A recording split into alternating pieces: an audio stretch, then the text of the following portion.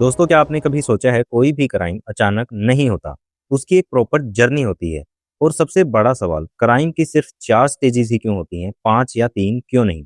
नमस्कार दोस्तों, legal doubts में आपका स्वागत है। लास्ट सेशन में हमने समझा क्राइम के एसेंशियल एलिमेंट्स क्या कौन से होते हैं, कैसे और क्यों मेंस रिया और एक्टर सीरियस क्राइम के इंपॉर्टेंट एलिमेंट्स हैं।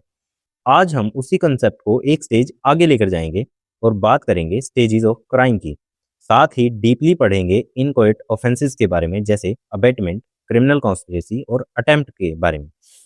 मैं पूरे दावे के साथ कह सकता हूं, अगर आपने लीगल डाउट्स की अपकमिंग लॉ सीरीज को फॉलो कर लिया तो जुडिशरी, एडीए या किसी भी लॉ एग्जाम के लिए आपको किसी फैंसी और एक्सपेंसिव कोचिंग की ज़रूरत नहीं पड़ेगी, क्योंकि हम सिर्फ सेक्शन नहीं रटेंगे। मैं आपको बिल्कुल स्क्रैच से एकदम आसान भाषा में समझाऊंगा कि लॉ में कोई कंसेप्ट क्यों बना, कैसे बना, उसके इंपॉर्टेंट केस लॉज क्या हैं और प्रैक्टिकली वो अप्लाई कैसे होता है।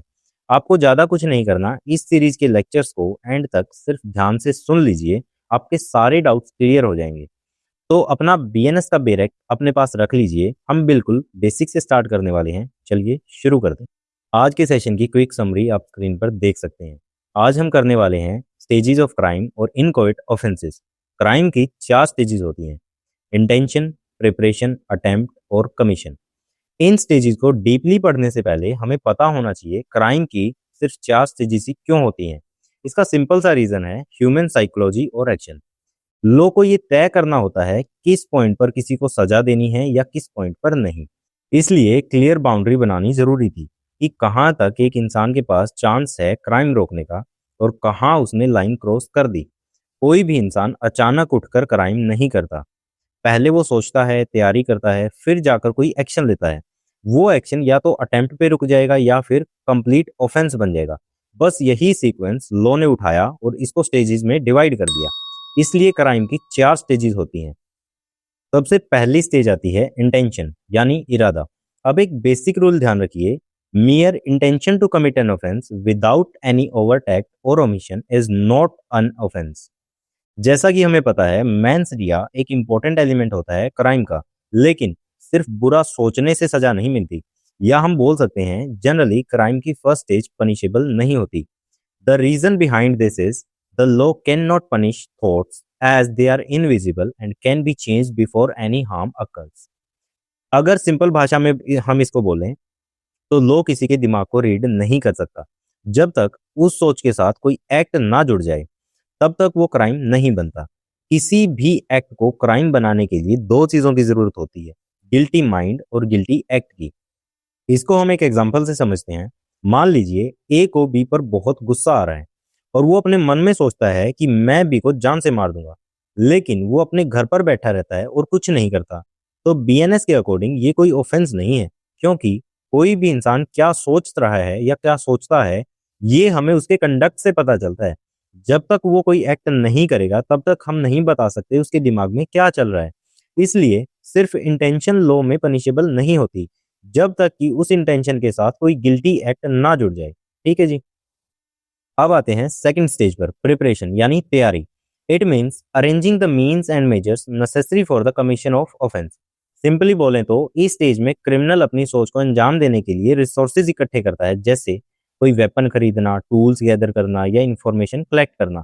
इसको हम उसी एग्जांपल से समझते हैं। मान लीजिए ए बी को मारना चाहता है, तो सबसे पहले वो अपना माइंड मेकअप करेगा, मतलब मेंस रिया फॉर्म करेगा। उसके बाद वो इंफॉर्मेशन इकट्ठी करेगा, जैसे बी घर से बाहर कब निकलता है, कहाँ जाता है, किससे मिलता है। इंफॉर्मेशन गैदर करने के साथ साथ वो बी को मारने के लिए कोई वेपन या टूल भी अरेंज करेगा, कोई गन, नाइफ या पॉइजन। ऐसा तो नहीं है वो उसका गला दबा कर मारेगा, पता लगे बी को मारने गया था और बी ने उसको ही निपटा दिया। तो ए एक रिस्कलेस अटेम्प्ट के लिए वेपन यूज करेगा जो जनरली क्रिमिनल यूज करते हैं। वो अपनी आइडेंटिटी छुपाने के लिए मास्क या कोई कपड़ा भी यूज करते हैं। इंफॉर्मेशन इकट्ठी करना, वेपन और टूल इकट्ठे करना, ये सारे काम आते हैं प्रिपरेशन की स्टेज में। अब सवाल आता है, क्या प्रिपरेशन लॉ में पनिशेबल होती है? जनरल रूल कहता है नहीं। बीएनएस के अंदर सिर्फ 4 ऐसे सेक्शंस हैं जहां पे प्रिपरेशन पनिशेबल है। उन एक्सेप्शनल केसेस को देखने से पहले हमें समझना जरूरी है क्यों लॉ के अंदर प्रिपरेशन को पनिशेबल नहीं बनाया गया। इसको हम समझते हैं एक एग्जांपल से। मान लीजिए ए मार्केट से एक माचिस लेकर आता है। अब वो उस माचिस से क्या करेगा क्या नहीं करेगा ये हमें तभी पता चलेगा जब वो उसका यूज करेगा। यहाँ पे बहुत सारी पॉसिबिलिटीज आ जाती हैं। ए क्या क्या कर सकता है, हो सकता है ए वो माचिस कैंडल जलाने के लिए लेके आया हो, उस सिचुएशन में वो इनोसेंट है। और हो सकता है वो किसी का घर जलाने के लिए लाया हो, तो वो उस सिचुएशन में क्रिमिनल बन जाएगा। पॉसिबिलिटीज के बेस पर किसी को सजा नहीं दी जा सकती। जब तक की पिक्चर क्लियर नहीं हो जाती ए क्या करने वाला है उस माचिस के साथ, तब तक लो उसको पनिशमेंट नहीं दे सकता। इसलिए जनरली प्रिपरेशन की पनिशमेंट नहीं होती। लेकिन एग्जाम्स में हमेशा एक्सेप्शंस पूछे जाते हैं। कुछ क्राइम्स इतने सीरियस होते हैं, लो कहता है कि हम इनके होने का वेट नहीं कर सकते, इसलिए उनकी प्रिपरेशन करना ही अपने आप में एक ऑफेंस है।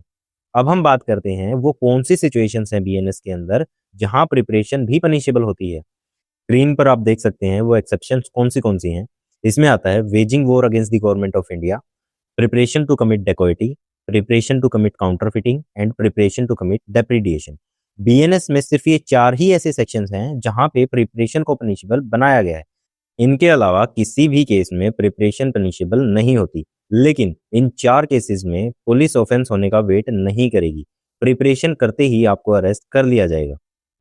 क्राइम की तीसरी स्टेज होती है अटेम्प्ट यानी कोशिश। प्रिपरेशन पूरी होने के बाद क्राइम की तरफ उठाए गए डायरेक्ट कदम को हम अटेम्प्ट बोलते हैं। अटेम्प्ट क्रिमिनल लॉ में डबल रोल प्ले करता है। ये क्राइम की एक स्टेज भी है और ये अपने आप में एक इनकोवेट यानी इनकम्प्लीट ऑफेंस भी है। ये वो स्टेज है जहां से क्रिमिनल अब वापस नहीं लौट सकता। उसको पनिशमेंट मिलेगी। उसने अपने वापस लौटने के रास्ते को बंद कर दिया है। लॉ कहता है आपने कोशिश की ऑफेंस करने की, भले ही आप फेल हो गए हो, स्टिल आप गिल्टी हैं क्योंकि आपने सोसाइटी के लिए खतरा पैदा कर दिया है, इसलिए हर अटेम्प्ट पनिशेबल होता है। इसको हम पहले वाले एग्जाम्पल से ही समझते हैं। ए ने बी को मारने के लिए गन खरीदी, यहां तक उसने कोई क्राइम नहीं किया अनटिल एंड अनलेस वो इलीगल असला ना हो। आर्म्स एक्ट लगेगा या नहीं लगेगा वो सब अलग बात है। हम एक बार बीएनएस के पर्सपेक्टिव से समझते हैं। ए ने गन खरीदी, यहां तक उसने कोई क्राइम नहीं किया। ए ने उस गन को लोड किया और बी की तरफ एम किया। This is the last point जहां से वो वापस लौट सकता है, क्योंकि यहां तक सिर्फ प्रिपरेशन की स्टेज है।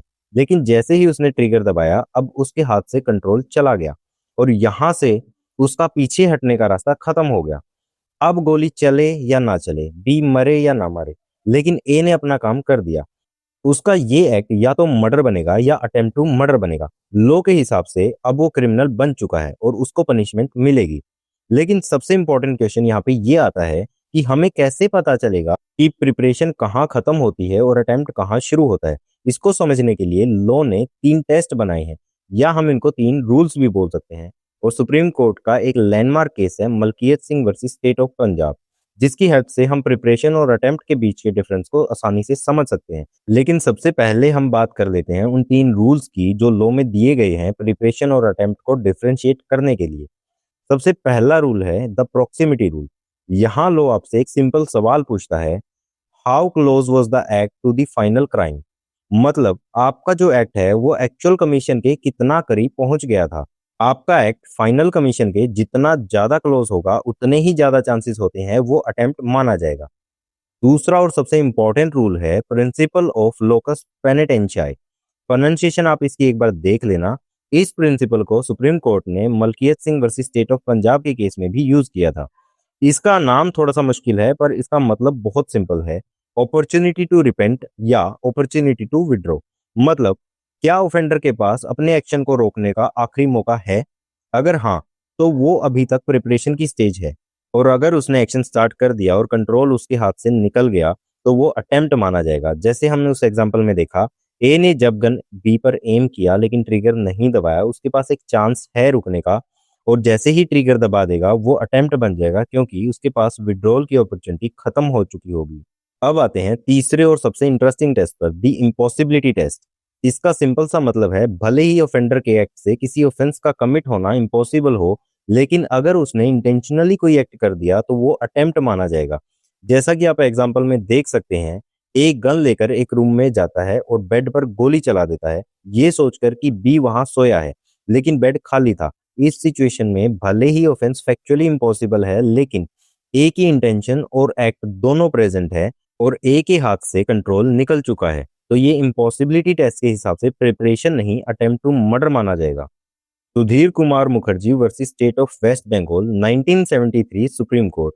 इम्पॉसिबिलिटी टेस्ट का ये एक लीडिंग केस है। इसमें क्या था, ए जेड को जान से मारना चाहता था, इसके लिए वो जहर खरीद कर लाया और उसको जेड के खाने में मिला दिया। लेकिन ए जिसको जहर समझ रहा था वो एक्चुअल में हनी, शहद था।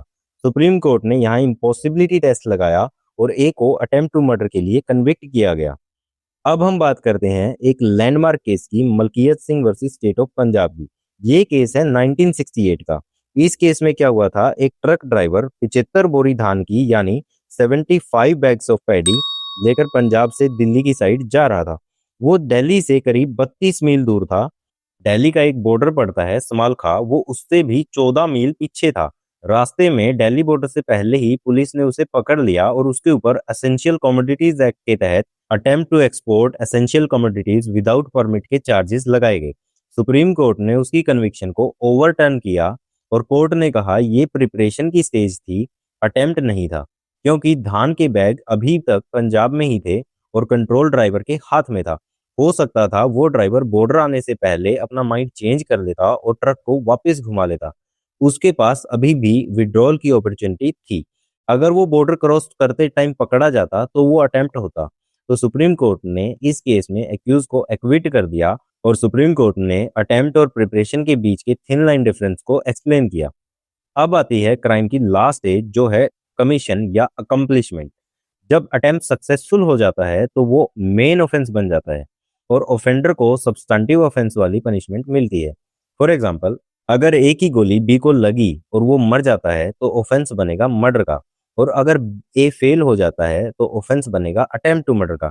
दोनों ही सिचुएशन में ऑफेंडर को सजा मिलती है, क्योंकि क्राइम की ये दोनों स्टेज लॉ के अंदर पनिशेबल है, चाहे वो अटेम्प्ट हो या कमीशन हो।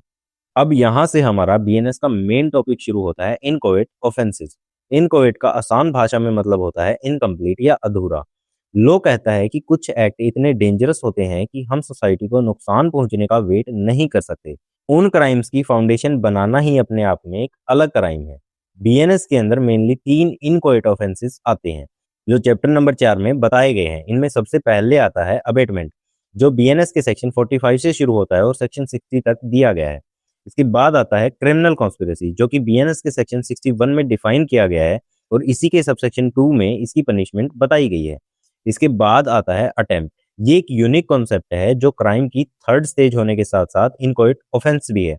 अटेम्प्ट की punishment offence to offence vary करती है, लेकिन रेजिड्यूरी अटेम्प्ट की पनिशमेंट बीएनएस के सेक्शन 62 में दी गई है। तो दोस्तों, इनकोएट ऑफेंसेस क्या होते हैं और इनके पीछे के कॉन्सेप्ट्स क्या हैं, ये हम डिटेल में पढ़ेंगे नेक्स्ट लेक्चर में।